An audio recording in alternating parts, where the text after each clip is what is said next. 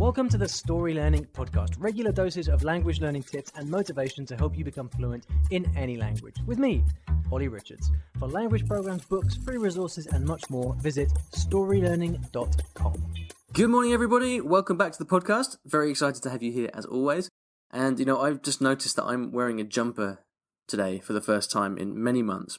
and it's a sign, isn't it, that at least for those of us in the Northern Hemisphere, things are changing and the winter months are coming, and this is a time when personally I often find that I suffer a bit of a motivational slump in my language learning. And so it's always good to, at this time, to kind of recognize that and to start to plan for ways to stay motivated, when maybe, you don't have a big exciting summer holiday to look forward to. And there are lots of ways of doing this. In the Fluent Spanish Academy, for example, we have monthly live trainings where we kind of all get together and say, right, this is what we're going to focus on for the month. And that's a great way to focus you and give you that kind of short-term focus. One of the things that I'm doing myself is I'm really learning Chinese characters hard at the moment, and I'm just about to start a daily video series all about that. And so that's going to motivate me to keep going, even when I don't feel like it. So have a think and think, what can you be doing? What can you set in place right now to make sure that you stay motivated and you can preempt the kind of autumn blues, if you like. All right, then, without any further ado, let's get into today's question, which comes from Switzerland and from Joy. Hi, Ollie. My name is Joy Fisher. I'm from America, and I'm living in Germany and Switzerland right now, so I'm studying German, and I'm teaching English, and I have to say, and thank you for your podcast and your website, because they've really helped me with my students and also with my German learning. So thanks so much for all the tips that you put out there. They're very useful. So my question is about relationships. My boyfriend is Swiss. He speaks Swiss German and he speaks High German. And from the beginning of our relationship, we've been speaking English with each other. His English is really good. And so it's just always been very comfortable. Now that I've been studying German and I live here, he would like me to switch over to German, and he would like to be able to speak to me in German, which is fair enough, but I'm having a really hard time feeling comfortable speaking to him in German. I feel like it sort of changes the dynamic of our relationship, and we always switch back to English quite quickly. So I just wondered if you had any tips about that. So thank you again. Bye. Hey, Joy, thank you so much for your question. And first of all, I'd just like to say thank you for the compliments on the podcast. I have a background in teaching and many years of classroom experience, actually, teaching English and learning about teaching and language acquisition and so on. So it's always really gratifying for me to hear that the stuff that we talk about here on the podcast is useful for you as a teacher as well. So thanks for that. It's really great to hear. And if you're a teacher listening and you'd like to ask me teaching-related questions, please do. I'm very happy to talk about that stuff. It doesn't come up all that often, but I know that we have plenty of teachers here in the audience. Joy, I have to say, this is the fourth or fifth take I've done of this, because I started answering your question, and I was unhappy or unsatisfied with my responses, which doesn't happen very often, but I think it reflects the fact that this is a really difficult topic. Now, we did cover it in episode 29. A listener asked about learning his wife's language. And we then went on to talk about something related in episode 41, which is about introverts and language learning. And both of those episodes received a lot of comments, and the reason is that emotions cannot be separated from language learning. They really they can't. They're inextricably linked. And language learning is a very, it's a long-term thing, it's a difficult thing, but it's not just about the language. You have to kind of navigate the interaction with another person during the whole, every time that you use the language. Now, with someone that you don't know, or with a language partner or something like that, it's okay. You can be kind of more clinical and focus on the language. But the basic issue we've got in this situation is that your boyfriend or your partner, whoever, for anyone else listening, they are not your teacher.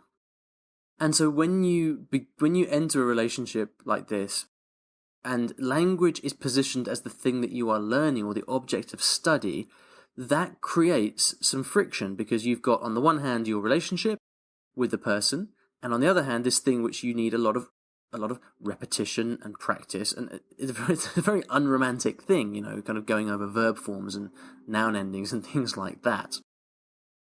So we've got to approach it with this angle. Now, a lot of the answer to this dilemma, Joy, I think comes down to your level in the language. Now, you didn't mention how good your German is, and you said you often end up switching back to English. So one issue is, okay, well, first of all, why does that switching happen?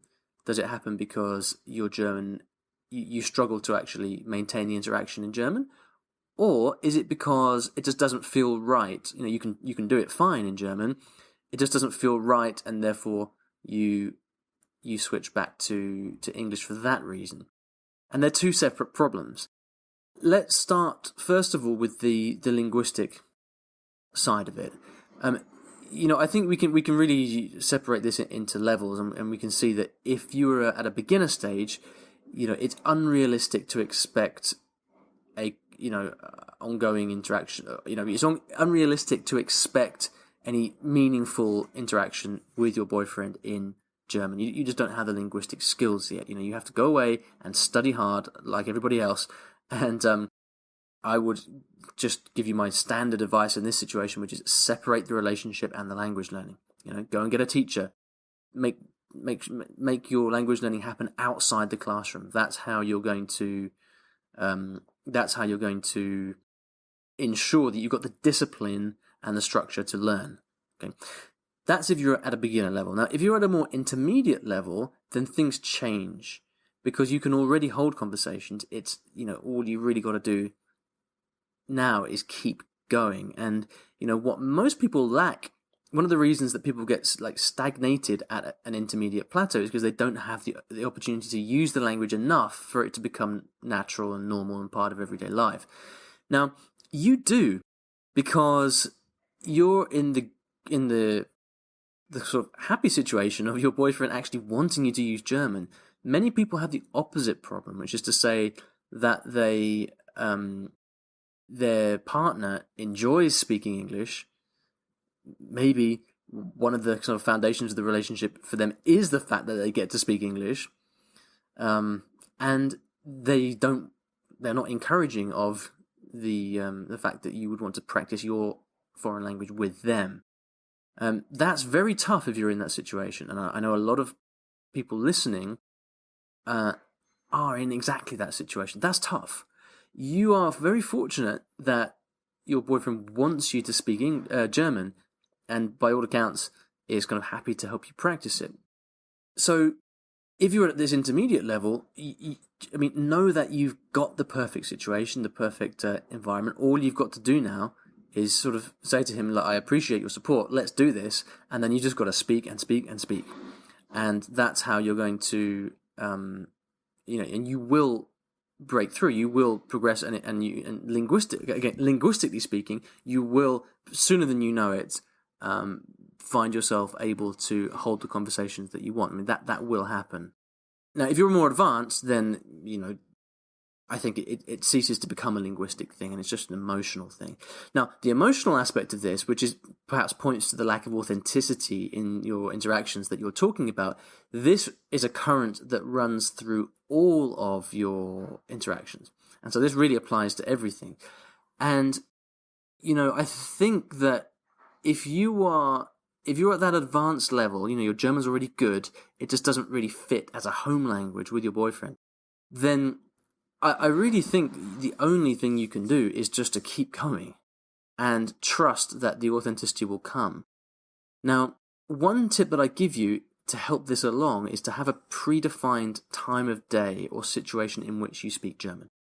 So that, I don't know what your kind of routines are, but you could say, for example, that over dinner you speak German, or on weekends you speak German.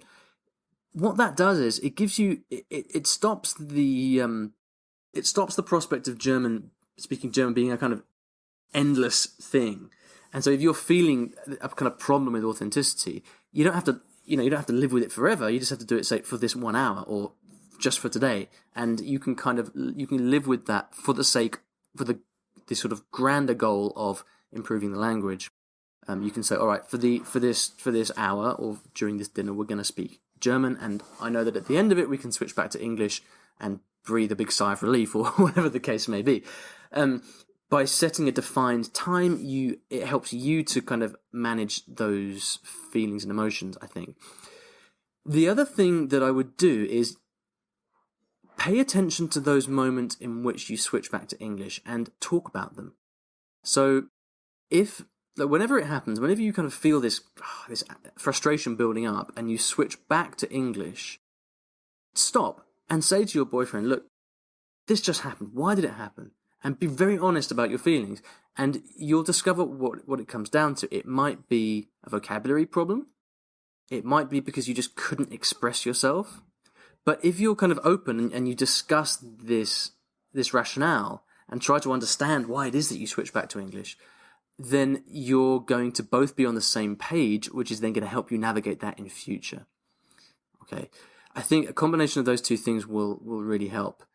But in general, Joy, I just say, like, you're very lucky to have this situation. It's a fantastic opportunity for you, and I think if you can kind of grit your teeth a little bit and really press on and just use the language and speak, and then be open and honest with your boyfriend about the emotional struggles you're having, then I think you've got a fantastic opportunity, and you could really, your German has got really, really wonderful potential. Friendships, I've always found, this is a related point, I've always found that friendships that begin in one language almost never switch to another. It's extremely rare for that to happen. And I don't mean romantic relationships only. I mean, relationships between friends as well. I cannot think of any friendship I've ever had where the language has switched. And most people I know find the same thing. So you are really up against it. But it can be done, and it's something that you can do. It is ultimately going to come down to your passion and your desire to really make that happen. All right, so I hope that's helpful. If you would like to ask me a question, please go to iwillteachyoualanguage.com/ask, and you can leave a voicemail question there. At the end of every show, I'd like to leave you with a resource of some kind on the topic of the show. And, back in episode 29, when we talked about the listener learning his wife's language, we mentioned, I linked to an article from the Hacking Chinese blog, which was all about learning boyfriends and girlfriends in China and learning Chinese under those circumstances. It's a fantastic article, very emotional, and I'm going to recommend that you go back and listen to that as well. I'll put that in. To read that article again, because it's really great and really helps to dig into these emotional issues. I'll put that link to that in the show notes, which will be at iwillteachyoualanguage.com/episode 137. If you'd like to make a comment on this episode, maybe you've got some opinions or some advice for Joy, please go to the same place, the show notes, and you can leave a comment there, and we can have a bit of a discussion, which is always good. Thank you so much for listening, and I'll see you in the next episode of the podcast. Thanks for listening to today's episode, and in case you didn't already know, I teach languages in a rather unusual way, through stories. Now, stories are a great way to learn a new language because when you're engrossed in a story, you remember things more easily, and the mechanics of the language just start clicking inside your brain. It's quite something, and if you'd like to find out how you can learn a new language or improve your skills in a language that you already know and do it with the power of stories, then you should check out my free Story Learning Kit, which will teach you exactly how this method works and how you can use it yourself to learn a new language. Visit storylearning.com/podkit, that's PODKIT, to get free access. Inside, you'll find explanatory videos, masterclasses, worksheets, short stories to practice with, and much, much more. Once again, that is storylearning.com/podkit, PODKIT, and if you're lucky, you might also find a link in the podcast description or show notes of this episode.